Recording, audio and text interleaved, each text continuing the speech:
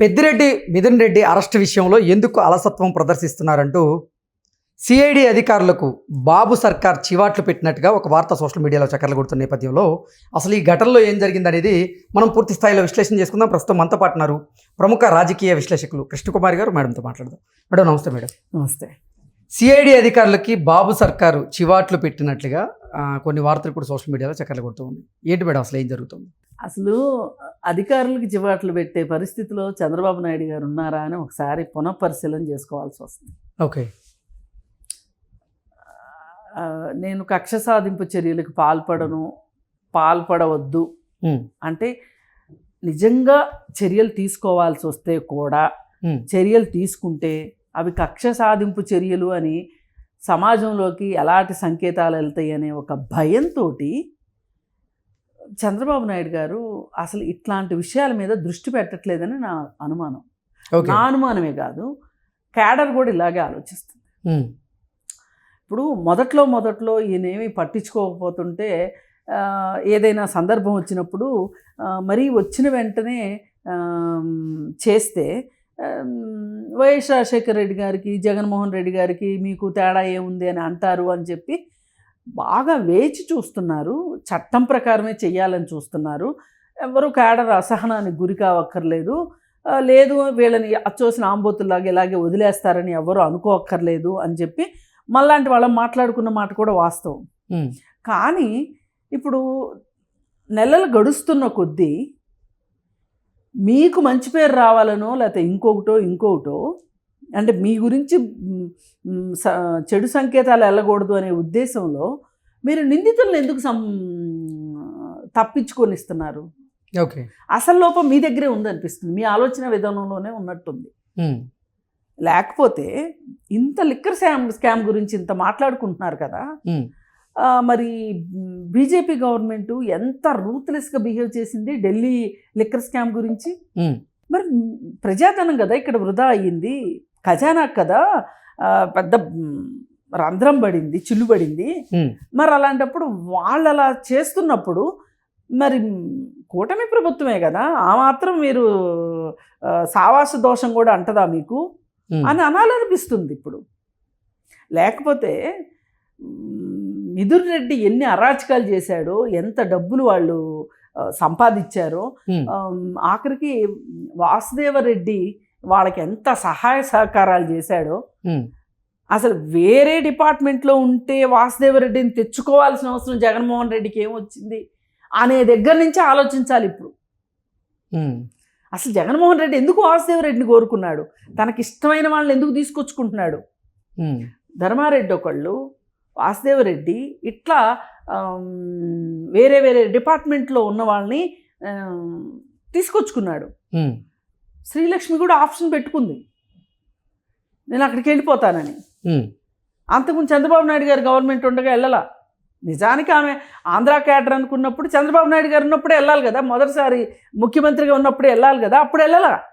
వెళ్తే ఎక్కడ ఏం చేస్తారో అనే ఒక భయంలో ఇక్కడే ఉండిపోయింది ఆవిడ. జగన్మోహన్ రెడ్డి రాగానే పరుగులు పెట్టుకుంటే వెళ్ళిపోయింది. ఆయన కూడా కొంతమందిని అడిగి తీసుకున్నాడు, స్టీఫెన్ రవీంద్ర ఇట్లాంటి వాళ్ళని. ఎందుకు చేశాడు ఇదంతా అంటే రెడ్డి ఫీలింగ్తో కొంతమందిని, మతం ఫీలింగ్తో కొంతమందిని, అలాగే ఆల్రెడీ అవినీతికి పాల్పడే చరిత్ర ఉన్న వాళ్ళని కొంతమందిని, గతంలో తనకు అనుకూలంగా పనిచేసిన వాళ్ళని కొందరిని, ఇట్లా కొంతమంది ఒక సెట్ ఆఫ్ పీపుల్ ఉన్నారు జగన్మోహన్ రెడ్డికి. వాళ్ళందరినీ తీసుకెళ్ళి వాళ్ళందరిలో తోటి 5 సంవత్సరాల పాటు ఆడిందాట పాడింది పాట కింద చేశాడు. మరి మీరు వచ్చారు కదా, ఆధారాలు ఉన్నాయి కదా, ఏం వాళ్ళ మీద చర్యలు తీసుకుంటాను మీకేంటి అసలు అంత బాధ? ఒకవేళ ఏమన్నా మీ ప్రాణ స్నేహితుడు వైఎస్ రాజశేఖర రెడ్డి గారి కొడుకుగా మీరు ఏమన్నా ఆయన్ని కొంచెం అంటే అనకుండా ఉండలేకపోతున్నాము, ఏమన్నా కొంచెం పక్షపాతం చూపిద్దాం అనుకుంటున్నారా? ఓకే. ఏమై ఉంటుంది అసలు మీ సైకాలజీ ఏంటో జనాలకి, సామాన్య జనాలకి అర్థం కావట్లా. లేకపోతే లిక్కర్ స్కామ్ గురించి ప్రపంచం కోడే కూసింది, మోడీకి కూడా తెలుసు. పైగా ఈ మధ్య అమిత్ షా అయ్యో జగన్మోహన్ రెడ్డికి ఇన్ని బిల్డింగులు ఉన్నాయా, ఇన్ని ఏమంటారు ఇన్ని ప్యాలెస్లు ఉన్నాయని నాకు తెలియదే అని మాట్లాడినట్టు ఉంది ఇది. అన్నీ తెలుసు, అంతా తెలుసు. చర్యలు తీసుకోవటానికి మీకు ఏం అడ్డొస్తున్నాయో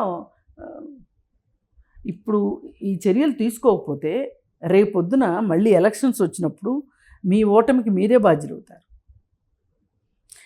ఈవేళ గనక ఇలాంటి విషయాల్లో చర్యలు తీసుకోకపోతే ఒక రకంగా రాజకీయాల్లో హత్యలుండవు ఆత్మహత్యలే అన్న లాగా చేసుకుంటున్నాను. ఓ పక్కన ఆర్భాటంగా లోకేష్ ఏమో రెడ్ బుక్ అంటే ఆ రెడ్ బుక్ చూసి వీళ్ళు ఏదో నిజంగా వీళ్ళకేదో అన్యాయం జరిగిపోతుంది అన్నట్లు దడిలో పడ్డారు. ఒక్కొక్కళ్ళు భయంగా మాట్లాడారు. మరి ఆ రెడ్ బుక్ ఏమైపోయింది? సరే, రెడ్ బుక్తో ఏమీ చేయలేదు, కాసేపు పక్కన పెడదాం. అసలు వీళ్ళు ఇవన్నీ చేసిన వాళ్ళని ఎందుకు వదిలేస్తున్నారు మీరు? మిథున్ రెడ్డి ఈ విధంగా తప్పించుకోగలుగుతున్నాడు అంటే అధికారులపైన మీకు ఏ పాటి పట్టుంది చెప్పండి. ఇవాళ తేల్చుకోవాల్సిన టైం వచ్చింది. సిఐడి అధికారులని మీరు పార్లమెంట్ సమావేశాల టైంలో అక్కడే ఉంటాడు కాబట్టి అరెస్ట్ చేసి తీసుకొని రండి అని చెప్పి నిజంగా మీరు అంత బలంగా కానీ చెప్పున్నట్లయితే ఆ సిఐడి అధికారులు మాట వినలేదు అంటే ఇమ్మీడియట్గా వాళ్ళు మార్చేయాలి. అన్నీ అలాగే ఉంటాయి, యథాతథ స్థితిలో ఉంటాయి. నా గురించి ఎవరు ఏమనుకోవద్దు, క్యాడర్కి కోపం వచ్చినా పర్వాలేదు, వాళ్ళ అసహనానికి గురైనా పర్వాలేదు. ఈ మధ్యకాలంలో పార్లమెంటు వేదికగానే ఆంధ్రప్రదేశ్లో జరిగినటువంటి ఈ లిక్కర్ కుంభకోణం మీద చర్చ నడిచింది. ఆ తర్వాత కేంద్ర హోంశాఖ మంత్రి అమిత్ షా కూడా దీనికి సంబంధించినటువంటి నివేదికలు తెప్పించుకొని ఆయన చూశారు అనేటువంటి వార్తలు కూడా మనం చూసాం. ఆ తర్వాతే శ్రీకృష్ణదేవరాయ గారితో చంద్రబాబు గారు భేటీ అయ్యారు. భేటీ తర్వాత ఖచ్చితంగా పెద్దిరెడ్డి మిథున్ రెడ్డి అరెస్ట్ ఖాయం అనేటువంటి సంకేతాలు అయితే వినపడ్డాయి. కానీ ఇప్పటి వరకు సిఐడి అధికారులు మాత్రం పెద్దిరెడ్డి మిథున్ రెడ్డిని అరెస్ట్ చేసినటువంటి దాఖలాలు లేవు. ఈ నేపథ్యంలోనే సిఐడి అధికారులకి ఇప్పుడు బాబు సర్కార్ చివాట్లు పెట్టినట్టుగా వస్తుంది. దీన్ని మీరు అనుకుంటున్నారు చివాట్లు పెట్టారేమోనని. అసలు చివాట్లు పెట్టడం ఏంటండి? షోకాజ్ నోటీస్ ఇవ్వాలి కానీ మీ పని మీరు ఎందుకు చేయలేదు అని చెప్పి అడగాలి కదా. అసలు వాళ్ళకున్న లాలూచి ఏంటి? పెద్దిరెడ్డి మిథున్ రెడ్డి తోటి వాళ్ళకున్న లాలూచి ఏంటి? ఎందుకు అరెస్ట్ చేయలేదు? మీకు లిక్కర్ స్కామ్లో అన్యాక్రాంతమైన డబ్బుల్లాగా కనిపించట్లేదా? అసలు అధికారుల మతలబు ఏంటి ఇక్కడ అని వాళ్ళ ప్రతి ఒక్కళ్ళు ఆలోచిస్తున్నారు. మీరు ఏం చేస్తారో తెలియదు. అవసరమైతే అధికారులను మార్చండి. ఇప్పుడు మనం ప్రభుత్వం డబ్బుతో ఉద్యోగాలు చేస్తున్నారు వీళ్ళు. ఇప్పుడు వీళ్ళు వాడే బండి దగ్గర నుంచి, దానిలో వేసే పెట్రోల్ దగ్గర నుంచి, వీళ్ళు తినే తిండి దగ్గర నుంచి అన్ని ప్రభుత్వం డబ్బులే కదా. మీకు ఆ మాత్రం అసలు పాలంటే మనం ఆ రోజు నిజంగా జగన్మోహన్ రెడ్డిని తిట్టాం కానండి. వాళ్ళు ఒక పని చేయదలుచుకుంటే ఎటువంటి నిబంధనలు ఉల్లంఘించి చేశారో మనం గమనించాం కదా. సిఐడి సంజయ్, పొన్నవాళ్ళు సుధాకర్ రెడ్డి ప్లస్ సంజయ్ వెళ్ళి ఢిల్లీలో ప్రెస్ మీట్ పెట్టారు. ఎలా పెడతారు? అసలు అట్లా పెట్టకూడదు కదా. అంటే అక్కడ అధికారులు ఎలా పనిచేశారో చూడండి. చూసినామంటే కాల్చి వచ్చారు, మీరు చూసినామంటే మాట కూడా వినట్లా. మరి అంత ఉత్సాహము పనికిరాదు, మరి ఇంత అలసత్వము పనికిరాదు. మధ్యలో ఒక చోట అయితే పని అయితే చేయాలి కదా. అది కోరుకుంటున్నారు ఇవాళ ఆంధ్ర ప్రజలు. వాళ్ళకి జరిగిన అన్యాయానికి ఆర్థికపరమైన విషయాల్లో ఎంతోమంది అసలు ఆ లిక్కర్ పాలసీ రాంగు, అడుగున జనాలకి నష్టం జరిగేది అది. మరి అలాంటి పాలసీలో ఇటు ప్రజలకి నష్టం జరిగి, అటు ప్రభుత్వ ఖజానాకి నష్టం జరిగి ఈ డబ్బులన్నీ ఎక్కడికి పోయినట్టు? ఏది అందరూ శ్రీవష్ణులు అయితే గంపలో చేపలు మాయమైనట్టు అవ్వకూడదు కదా ఇట్లా. మరి ఇలా అయితే మీరు ఇప్పుడు తీసుకునే చర్యలు బట్టి మిగతా 4 సంవత్సరాల పరిపాలన ఉంటుంది. మీరు ఇలాగే రాముడు మంచి బాలుడు అన్నట్లుంటే గనక ఈ 4 సంవత్సరాలు కూడా ఈ అధికారులు ఇట్లాగే ఆట ఆడతారు. అందుకే పోలీసు వ్యవస్థలోను, అధికారుల్లోనూ, ఎన్జిఓల్లోనూ వీళ్ళకి ఇంకా ఈ కొత్త ప్రభుత్వానికి పట్టు రాలేదు అనటానికి ఇలాంటివన్నీ తార్కాణం. ఓకే, అందుకని ఎంత తొందరగా వీలైతే అంత తొందరగా చంద్రబాబు నాయుడు గారు కళ్ళు తెరిచి చెవులు ఏం చెప్తున్నారు, చుట్టూ ప్రజలు ఏం చెప్తున్నారు, చుట్టూ వాళ్ళు ఏం చెప్తున్నారు. మరీ నేను నియంతృత్వానికి వెళ్ళమని నాలాంటి వాళ్ళు ఎప్పుడు చెప్పరు. కానీ చేయాల్సిన పని చెయ్యకపోతే, దండించాల్సినప్పుడు దండించకపోతే అందరికీ కాళ్ళు వస్తాయి. అందరూ ఇష్టారీతిన చేసుకుంటూ వెళ్ళారనుకోండి, ఏం జరుగుతుంది ఆ రాష్ట్రంలో? మీరు కోరుకున్నది జరుగుతుందా? ఆ రాష్ట్రానికి ఏదో చేయాలనే కదా. మీరు ఒక రకంగా మొన్న రాజకీయ పరిస్థితిలో,